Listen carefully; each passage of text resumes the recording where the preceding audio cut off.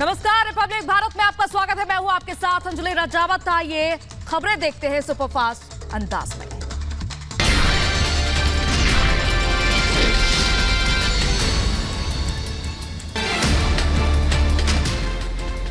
Supreme court पहुंची महाराष्ट्र की लड़ाई। डिप्टी स्पीकर के फैसले के खिलाफ सुप्रीम कोर्ट पहुंचे एकनाथ शिंदे।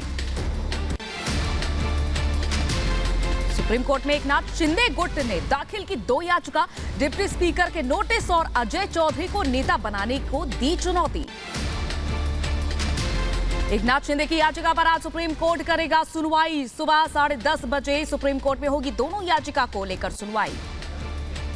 डिप्टी स्पीकर ने एकनाथ शिंदे गुट के 16 बागी विधायकों को भेजा नोटिस। आज शाम 5:30 बजे जवाब देने को कहा।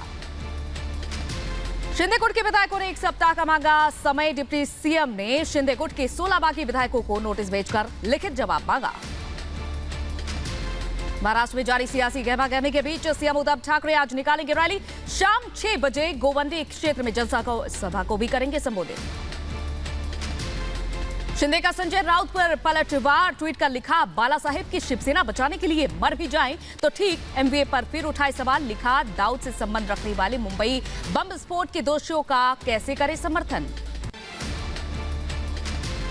महाराष्ट्र में 48 घंटे में स्पीकर की नियुक्ति संभव। राज्यपाल भगत सिंह कोश्यारी दे सकते हैं मंजूरी। स्पीकर की नियुक्ति पर सदन में हो सकती है वोटिंग। नियुक्ति के बाद मुंबई लौट सकता है शिंदे गुट।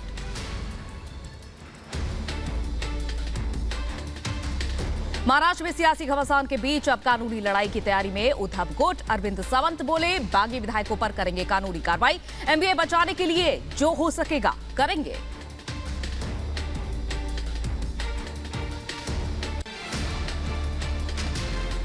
शिंदे गुट में शामिल हुए मंत्री और विधायक उदय सामंत। गुवाहाटी पहुंचने पर गर्मजोशी से हुआ स्वागत। सुबह 11 बजे प्रेस कॉन्फ्रेंस करेंगे उदय सामंत। बागी विधायक बालाजी कल्याणकर के घर की बढ़ाई गई सुरक्षा। नांदेड़ में विधायक के घर सीआरपीएफ के जवान तैनात।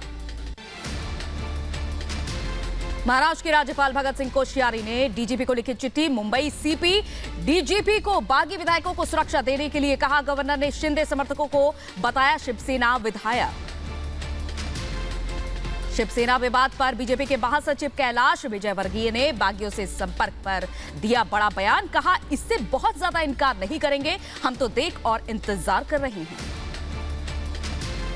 संजय राउत का विवादित बयान। कहा, जो 40 विधायक वहां हैं, यहां उनके शरीर वापस आएंगे सिर्फ जब 40 लोगों के शव लौटेंगे। हम पोस्टमार्टम के लिए विधानसभा भेजेंगे। शिवसेना से बगावत करने वालों का राजनीतिक करियर खत्म होने की चेतावनी। गुवाहाटी से शिंदे गुट का एक और वीडियो आया सामने। होटल में विधायक नरेंद्र बोडकर के जन्मदिन पर केक खिलाते दिख रहे हैं शिंदे। नरेंद्र बोडकर पैर छू कर ले रहे हैं आशीर्वाद। वीडियो के जरिए एकजुटता दिखाने की कोशिश। एकनाथ शिंदे पर आदित्य ठाकरे का बड़ा बयान। कहा, 30 मई को एकनाथ शिंदे को ऑफर किया था सीएम पद। उद्धव ठाकरे ने दिया था प्रस्ताव। अब वो बीमार हैं तो वो इसका फायदा उठा रहे हैं। बीजेपी के लोग इसमें शामिल हैं। राष्ट्रपति चुनाव के लिए यशवंत सिन्हा के नामांकन में शामिल होने दिल्ली पहुंचे एनसीपी प्रमुख शरद पवार। महाराष्ट्र के सियासी घमासान पर बोले, उद्धव जीतने जा रहे हैं लड़ाई।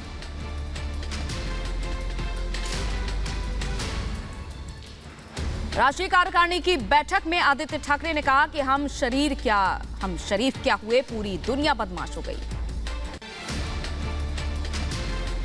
शिवसेना एडवोकेट देवदत्त कामत का शिंदे गुट पर बयान। कहा, बागी विधायकों की अयोग्यता निश्चित है। वो पार्टी के नाम और चुनाव चिन्ह पर दावा नहीं ठोक सकते। उन्हें विधान भवन में पेश होने के लिए मुंबई आना ही पड़ेगा। मुंबई के पालघर में एकनाथ शिंदे के विरोध में सड़क पर उतरे शिव सैनिक। शिंदे के खिलाफ नारेबाजी की। शिव सैनिकों ने निकाला मार्च। शिंदे गुट के विधायकों को केंद्र से सुरक्षा मिली। महाराष्ट्र में 15 बागी विधायकों के घर के बाहर सीआरपीएफ की तैनाती। थाने में शिव सैनिकों ने एकनाथ शिंदे के खिलाफ लगाया पोस्टर। शिंदे के समर्थकों ने पोस्टर पर कालिख पोती। दीपक केसरकर के दफ्तर में तोड़फोड़। रायगढ़, पुणे थाने में शिव सैनिकों ने तोड़फोड़ की। मुंबई में 10 जुलाई तक धारा 144 लागू की गई।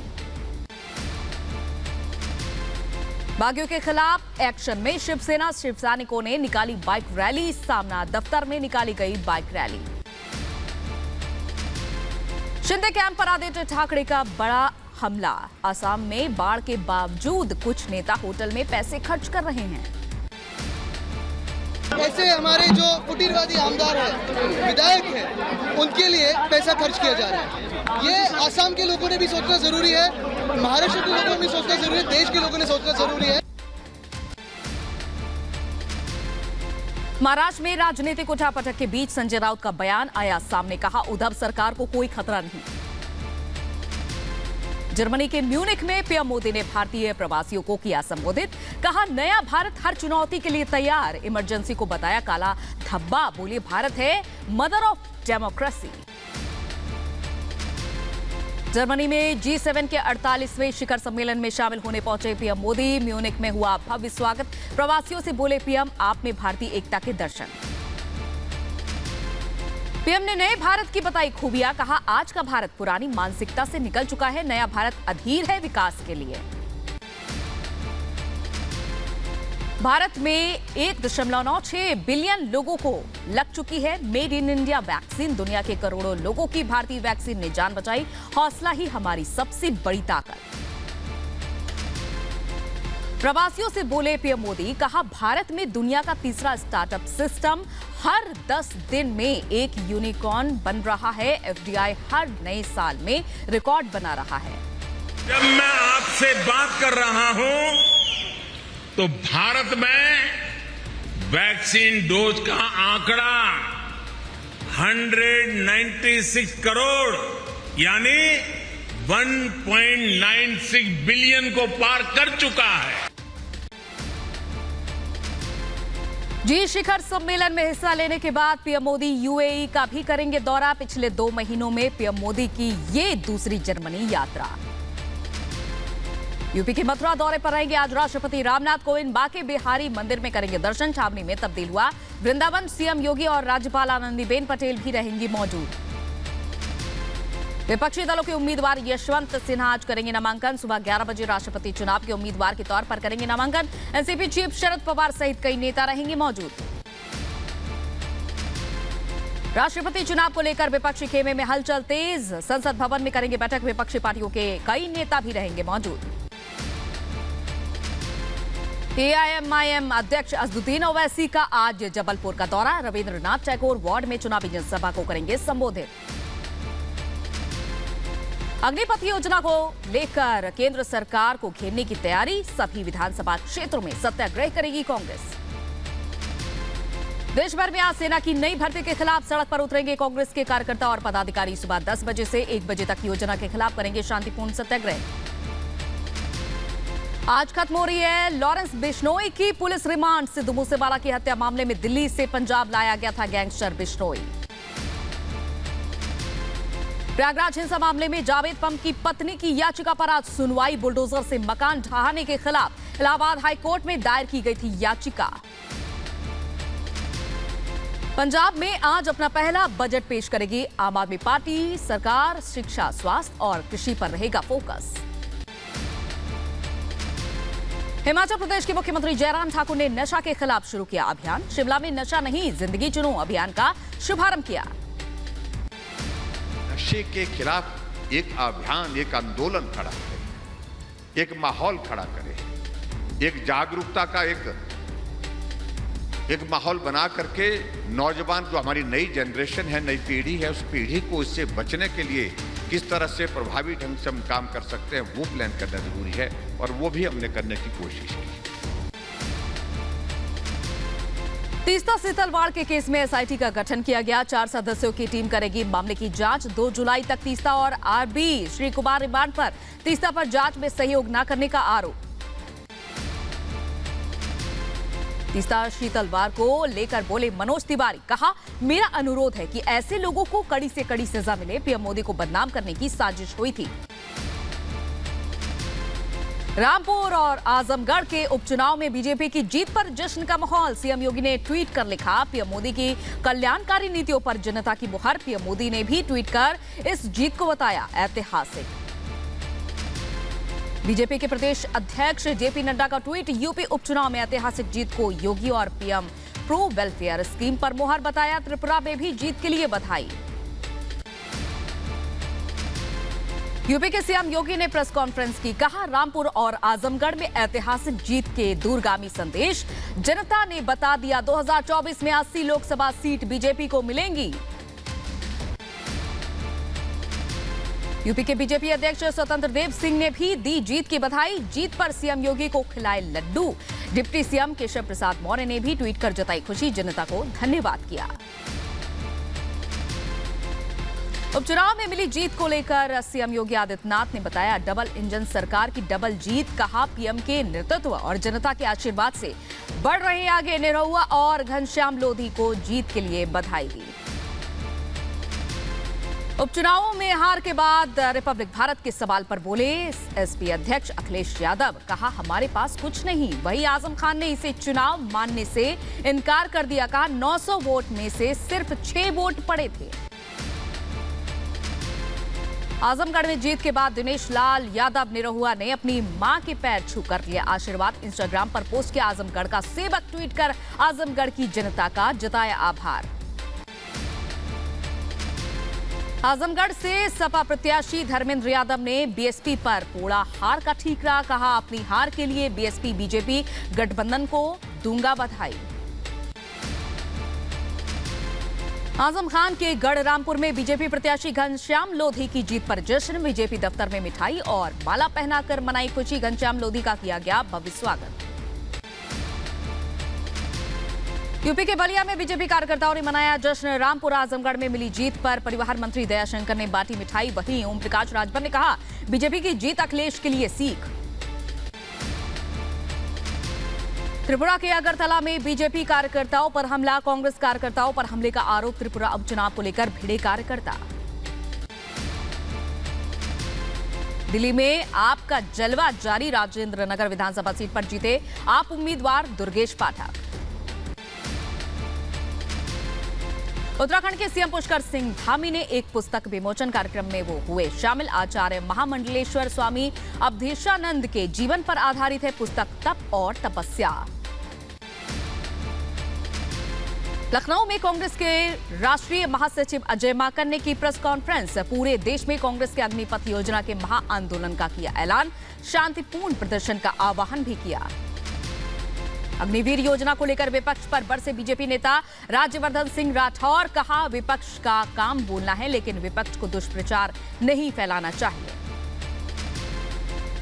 अमिताभ ठाकुर का बड़ा बयान, बड़ा ऐलान। 2024 में बलिया से लड़ेंगे लोकसभा चुनाव। अधिकार सेना पार्टी से लड़ेंगे चुनाव।